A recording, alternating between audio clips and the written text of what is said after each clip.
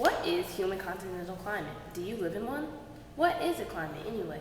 Climate is the weather conditions of a particular area over many years, so there are many characteristics of humid continental climates. Places with these climates can be found from 30 to 60 degrees north of the equator. They are generally above 40 degrees north. Because they are mid-continent, their temperatures are generally not affected by the ocean. The ocean's high heat capacity means that it takes more energy to heat the ocean. Therefore, it takes longer to heat and cool. Once it has reached a temperature, it can obtain it for longer. As the humid continental climate areas are not located near the ocean, these regions are not impacted by the effects of high heat capacity. When the ocean water evaporates, the water vapor will have the same general temperature as the ocean. When water vapor makes up part of the atmosphere, and the temperature of the water vapor can heat things around it. This connection means that the temperature of the air will not have huge temperature swings because the ocean doesn't. In humid continental climate zones, summers tend to be warm or hot, and winters tend to be cold or very cold. On average, the temperature in the summer is about 71 degrees Fahrenheit, and winters are typically about 25 degrees Fahrenheit. Other places with this climate are found in the northern hemisphere because the southern hemisphere does not have large masses of land. This area is found over 2,000 miles away from the equator and is not subject to direct heat light from the sun. For continental climates, letters are used to represent certain conditions of the climate, such as DWA, DFA, DSA, DWB, DFB, and DSB. The first letter, D, represents places that have snow. For the second letter, W, represents places with dry winters, S represents places with dry summers, and F represents places with neither. For the third letter, A represents places where the warmest month of the year reaches temperatures over 71.6 degrees Fahrenheit, and B represents places that do not meet the standards for air, but have at least 4 months that reach temperatures over 50 degrees Fahrenheit. Humid continental climates are represented with DFA and DFB.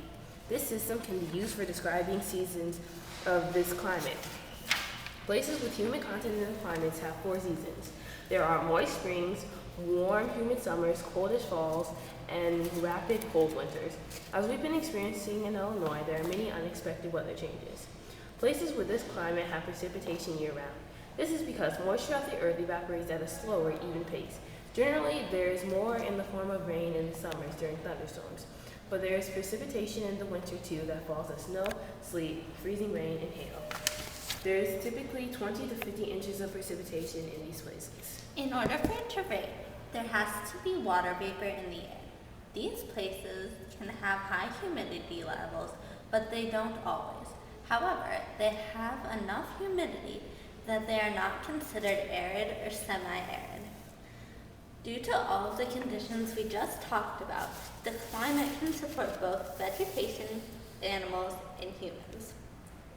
In the humid continental climate, there is a lot of vegetation. There are many types of forests, such as conifer evergreen forests in the north, and forests with more variety as you travel south. There are grasslands throughout this region, and the warm summers make this climate zone good for farming and agriculture. This climate is home to many animals. An animal that is unique to the humid continental climate, as well as Russia, is the red squirrel. Also unique to this climate zone is the white-tailed deer and the coyote. Lots of other plants and animals can be found in the Moscow area of Russia. Some more trees that make themselves home in Moscow are the broadleaf birch, the fir, the northern pine, spruce trees, and willows and larch trees. Willows and larch trees are extremely common in Moscow. Some more animals that live in Moscow are elk, otters, partridges, wild boar, roe deer, pheasants, and egrets. However, as we know, climates can change.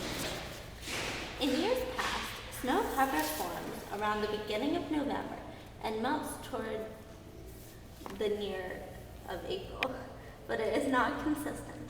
One year, the snow cover didn't form until January, and another year it wasn't till the summer that it started to form.